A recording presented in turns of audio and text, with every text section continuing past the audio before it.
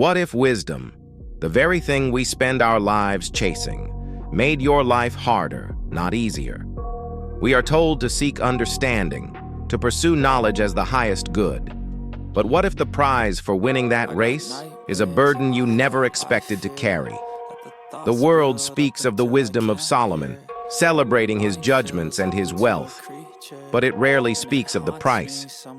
Today, I want to talk about that price, the hidden dangers of knowing too much, and the profound loneliness that can accompany a clear view. There is a shadow side to wisdom, a truth whispered in the quiet hours of the night when the day's successes have faded. For over 30 years, I played the game. I built businesses, I read the markets, I accumulated the knowledge and the assets that our world calls success. And with each new layer of understanding, a new layer of weight settled upon my shoulders. This isn't just my story. It's a pattern woven through history. Think of the great thinkers, the visionaries, the leaders who saw the world not just for what it was, but for what it could be, and what it was in danger of becoming. Their insight was not always a comfort. Often, it was a torment. The ancient text of Kohelet, a book many attribute to Solomon himself in his later years, opens with this startling confession. For in much wisdom is much grief, and he who increases knowledge increases sorrow. This isn't the pessimism of a failed man. It is the clear-eyed assessment of a man who has had it all. The wisdom he speaks of isn't just intellectual data. It's a deep, penetrating understanding of systems, of human nature, of the cycles of creation and destruction. When you see the blueprint of the machine, you can no longer ignore the flaws in its design. You see the cracks in the foundation, the storm clouds gathering on a distant horizon, the subtle tells in a partner's voice that betray a coming betrayal. This knowledge doesn't allow for blissful ignorance. It demands a constant, quiet vigilance that can be profoundly draining. Have you ever felt this? That moment when a piece of knowledge clicks into place, and instead of feeling enlightened, you feel a sudden chill of responsibility? That is the beginning of wisdom's shadow. This brings us to the first great burden: isolation.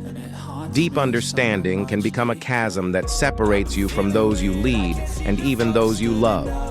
I remember a man I mentored many years ago. Let's call him Michael. He was a brilliant tech CEO, one of the sharpest minds I'd ever encountered.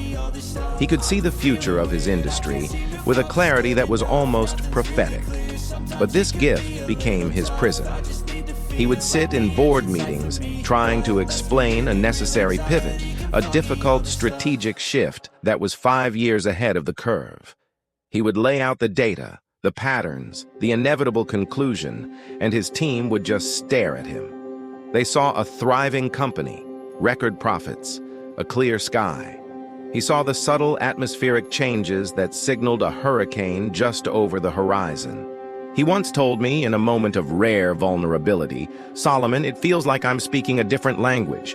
I'm screaming iceberg ahead, and they're rearranging the deck chairs." This isn't arrogance, it's the profound loneliness of the sentinel. In the Jewish tradition, there is a concept of yichud, a kind of holy seclusion for the purpose of contemplation and connecting with the divine. But there is another kind of seclusion, an unintentional one, that comes when your inner world, your very perception of reality, is so fundamentally different from those around you. You see the connections they miss, you feel the consequences they dismiss.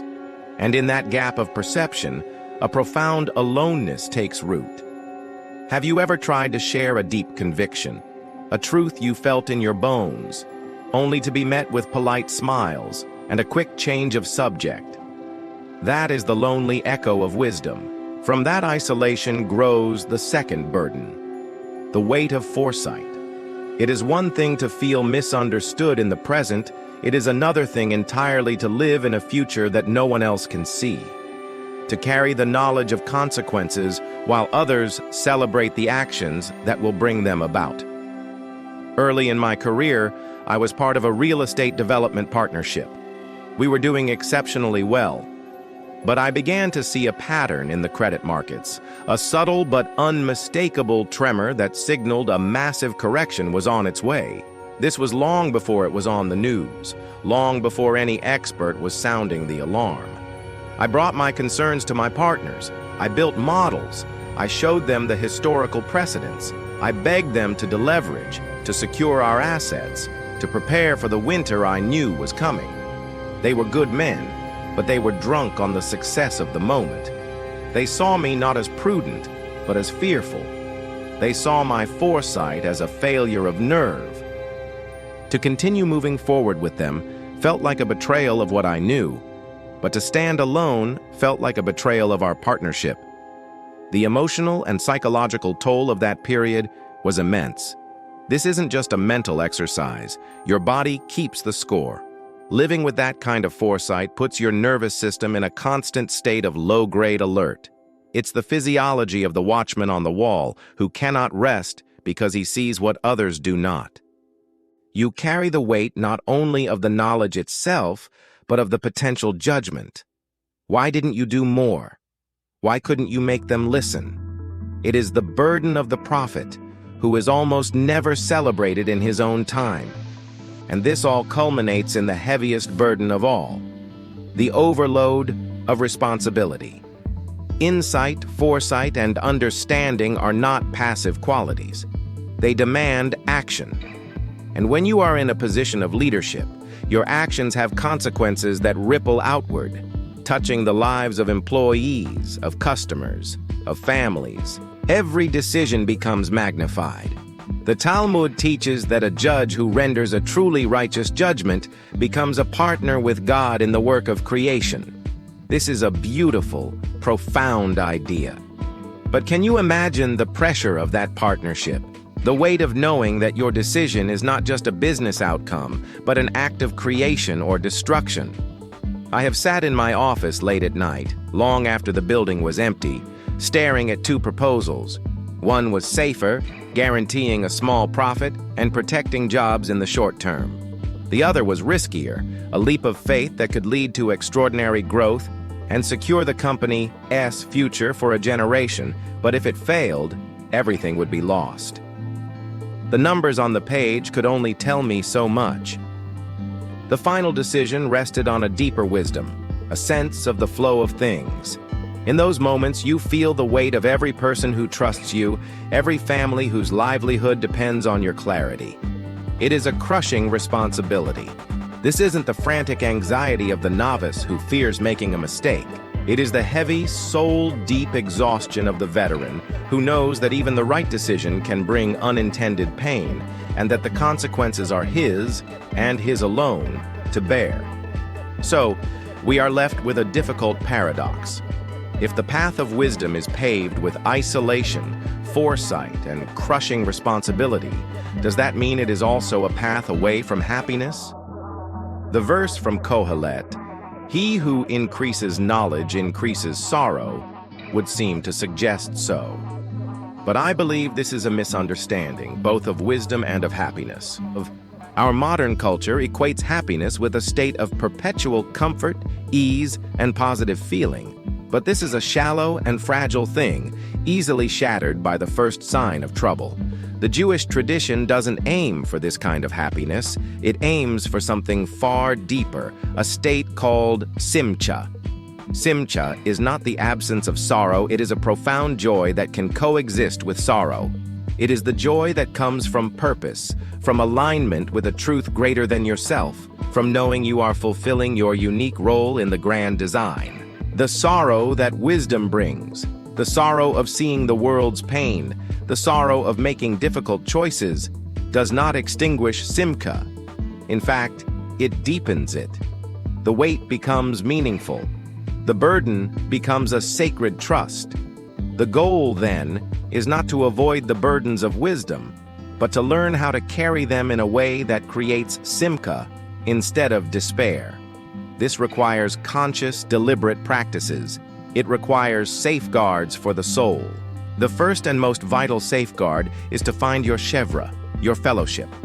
The lonely sentinel on the wall does not have to be alone. He needs other sentinels. For over 40 years, I have met with the same small group of men. We are from different fields, different backgrounds, but we share a common pursuit of meaning. In that room, there is no need for pretense. We can speak of the burdens we carry, the foresight that haunts us, the responsibilities that keep us awake at night. We challenge each other, we affirm each other, and most importantly, we remind one another that we are not insane and we are not alone. A chevra is not a simple support group. It is a council of peers who can hold up a mirror to you and reflect not only your strength, but also your blind spots. Who in your life can you speak to without translation? Who understands the weight of the clarity you possess? If the answer is no one, your first and most urgent task is to find them. The second safeguard is the rigorous practice of humility, or anavah.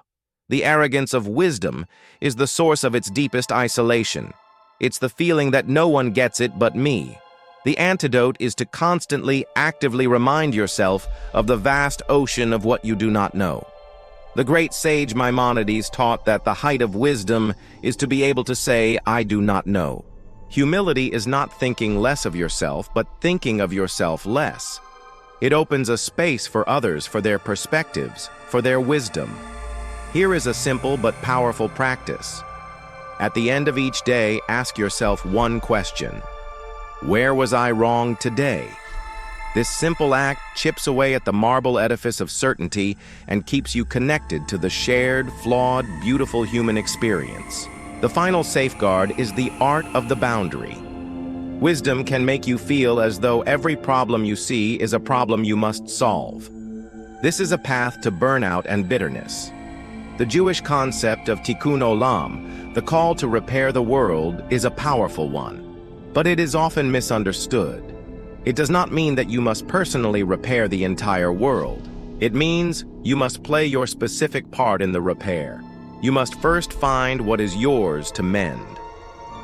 Years ago, I was involved in a charitable foundation that was doing wonderful work, but the demands on my time and energy were pulling me away from my family and my own spiritual practice. I saw the need, and my wisdom told me the organization had immense potential. But my deeper wisdom, the wisdom of the soul, told me that I was becoming an empty vessel. The hardest and wisest decision I made that year was to step down. I had to accept that my role was to support it from a distance, not to lead it from the center. Setting a boundary is an act of profound wisdom. And it is the recognition that your energy is finite and sacred, and that the greatest gift you can give the world is not a depleted version of yourself, but a full and grounded one. What is yours to carry, and what must you set down? Answering that question honestly is the key to carrying the weight of wisdom with grace. And so I turn the question to you. As you listen to this, does it resonate? Are you the person in your family that everyone turns to when things fall apart?